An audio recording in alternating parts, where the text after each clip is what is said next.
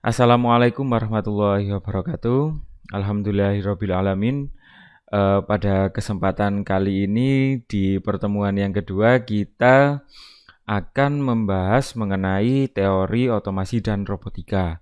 Nah, untuk pertemuan yang pertama itu hanya ini ya, mengulas tentang teknologi IoT dan AOI gitu ya. Jadi Internet of Things dan Internet of Everything. Jadi teman-teman kalau di bidang otomasi itu perkembangannya bukan tahun, bulan gitu ya. Jadi teman-teman harus improve diri bagaimana untuk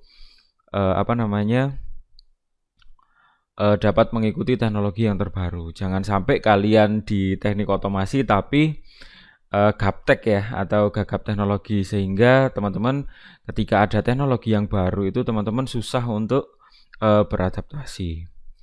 Nah, di sini teman-teman berjumpa lagi dengan saya ya, Pak Medi, yang sudah vakum selama 1 semester. Di semester 4 teman-teman belum bertemu dengan saya lagi ya. Nah, jadi sekarang kita akan bersenang-senang di otomasi dan robotika. Nah, teman-teman, mata kuliah otomasi dan robotika ini merupakan mata kuliah primer ya untuk jurusan kalian teknik otomasi. Jadi, teman-teman semoga di mata kuliah ini teman-teman banyak mendapatkan ilmu dengan Pak Medi. Amin ya. Oke. Teori otomasi dan robotika. Terlebih dahulu teman-teman harus memahami apa sebenarnya otomasi dan robotika itu sendiri. Nah, mungkin teman-teman sering sekali ya mendengar atau bahkan mengucapkan otomasi. Apakah teman-teman tahu bahwa otomasi itu sebenarnya kata tidak baku? Jadi kalau kita cek di KKBI atau Kamus Besar Bahasa Indonesia, bahwa otomasi itu tidak baku, yang baku adalah automasi yang mempunyai makna mengotomatiskan. Atau secara detail, otomasi adalah sebuah bidang ilmu yang bertujuan untuk mengubah atau membuat sebuah mesin atau proses yang awalnya manual menjadi otomatis. Nah, sedangkan apa sebenarnya robotika itu sendiri? Nah, robotika itu sudah kata baku ya, untuk artinya menurut Kamus Besar itu ilmu tentang mesin robot. Nah, secara detail, robotika adalah ilmu yang mempelajari tentang robot yang meliputi 3 unsur, teman-teman. Di sini robot itu ada unsur mekanik, elektronik, dan pemrograman. Nah, jadi teman-teman ketika misalnya bergabung dengan tim robot itu teman-teman bisa memilih salah satu atau mungkin salah dua, atau mungkin kalian dapat menguasai ketiganya. Tapi saya rasa mustahil ya. Pasti kalian lebih prefer ke dalam satu bidang, entah itu mekaniknya, elektroniknya, atau pemrogramannya.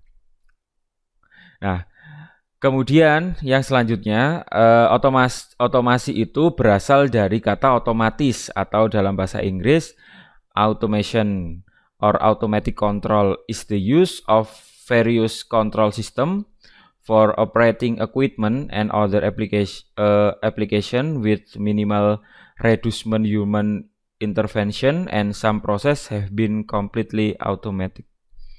Atau sebuah sistem yang terkontrol untuk mengendalikan perangkat atau mesin dan aplikasi lain yang meminimalkan atau mengurangi peran manusia. Jadi bukan menggantikan peran manusia, tetapi meminimalkan peran manusia gitu ya, dan mengurangi peran manusia. Jadi tetap manusia harus ikut andil sebagai quality control untuk proses dari pengerjaan robot itu sendiri.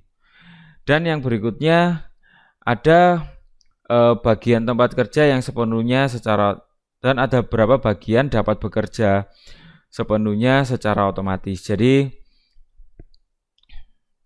terdapat beberapa bagian yang mungkin otomatis ini tidak sepenuhnya otomatis, atau ada juga istilahnya semi otomatis. Jadi tetap ada interaksi antara manusia dan mesin, tetapi mungkin intensitasnya berkurang gitu ya. Jadi kalau misalnya semi otomatis itu misalnya manusianya 30% kontrol dan sisanya itu adalah di mesin.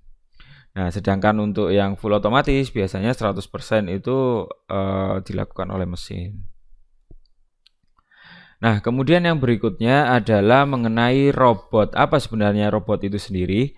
Nah, menurut The Robot Institute of American Robot as a programmable multifunction manipulator designed to move material, part, tools, or specialized device through various programmer motion for the perform of variety and tasks. Jadi robot adalah sebuah alat yang terprogram atau manipulator yang mempunyai banyak fungsi dan telah didesain untuk memudahkan memindahkan material, barang, alat atau digunakan untuk mengerjakan tugas tertentu. Jadi robot ini sistemnya spesifik ya, masih belum bisa seperti manusia yang multifunction. Jadi bisa mengerjakan ini dan itu. Tapi kalau robot itu sudah terdefinisi di awal bahwa robot ini bertujuan untuk mengerjakan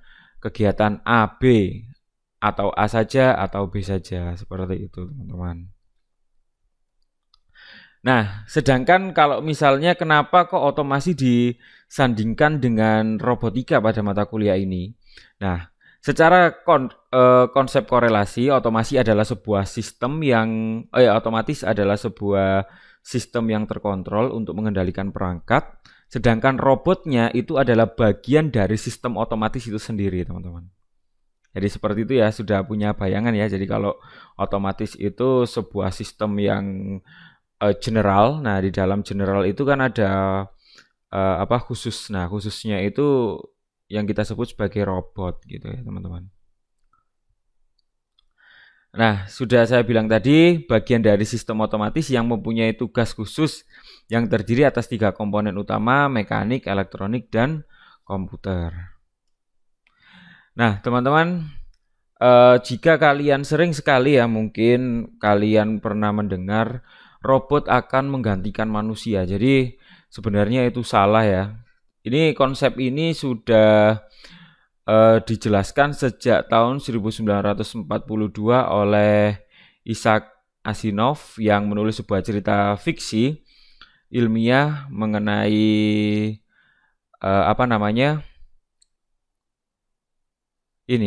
paradigma tentang robot. Jadi tahun 1942 itu Isaac itu teman-teman memperkenalkan kata robot atau robotik ya pertama kali, serta menyampaikan 3 paradigma tentang robot. Jadi kalau misalnya kalian lihat Transformer itu robot-robotnya ini ya mengintervensi manusia, itu hanya cerita fiktif. Jadi di sini robot itu bukan untuk menggantikan, tapi robot ini mempunyai paradigma 3 ini. Yang pertama, robot itu tidak boleh membahayakan manusia, teman-teman. Nah, kalau ada robot yang membahayakan manusia itu berarti bukan termasuk robot yang berbahaya dan layak dihancurkan ya. Terus yang berikutnya, robot harus mematuhi perintah. Jadi saya rasa tidak akan pernah robot itu karena kita desain atau kita setting robot itu sesuai dengan keinginan kita, secara otomatis robot tersebut akan mengikuti perintah kita. Kemudian yang berikutnya, robot harus dapat melindungi dirinya sendiri. Maksudnya itu seperti ini, teman-teman.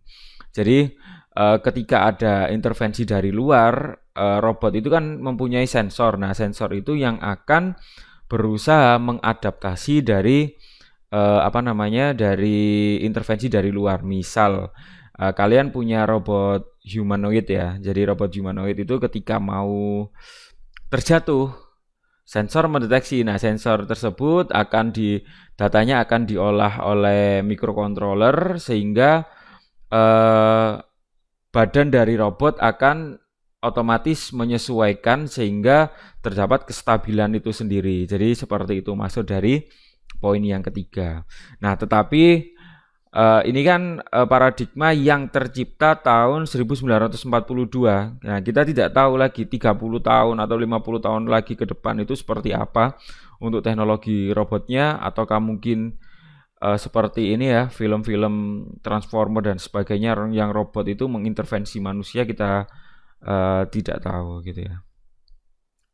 Ya semoga aja ini apa namanya teman-teman, 3 poin ini tetap berjalan secara terus-menerus. Tapi kemungkinan dari 3 ini tidak akan relevan lagi di 30 atau 50 tahun ke depan. Nah, yang berikutnya adalah mengenai jenis robot. Secara fisik, robot itu terdiri atas 3 jenis. Yang pertama itu adalah robot manipulator atau robot ini ya, arm, tangan, lengan. Kemudian yang berikutnya adalah mobile robot. Nah, mobile robot ini tidak harus berbentuk ini ya teman-teman, apa namanya, mobil atau smart car, itu enggak harus seperti itu. Jadi mobile robot ini dimaksudkan adalah apa namanya, robot tersebut itu dapat bergerak ya, baik itu menggunakan kaki, menggunakan roda, atau menggunakan propeller, atau menggunakan ini baling-baling dan sebagainya. Yang penting mobile itu maksudnya robot ini bisa bergerak gitu ya. Nah, sedangkan manipulator itu lebih ke statis atau diam, jadi mengerjakan secara monoton, jadi seperti itu. Nah, jenis robot yang ketiga itu adalah hybrid robot. Jadi bisa perpaduan antara mobile robot dan robot manipulator. Nah, seperti yang ini ya, yang saya kasih gambar ini, robot pembawa makanan. Jadi robot drone pembawa makanan atau pembawa barang seperti yang ada di gambar. Gitu ya. Jadi kalau misalnya teman-teman pernah dulu ini apa namanya, mendengar di berita mungkin Bukalapak sedang ini ya apa namanya, pengen mengembangkan teknologi drone untuk apa namanya, pengiriman barang. Nah, cuman saya nggak tahu lagi sekarang seperti apa, kayaknya ini risetnya mandek. Yang berikutnya adalah perangkat yang disebut robotika. Jadi tidak semua alat itu disebut robot.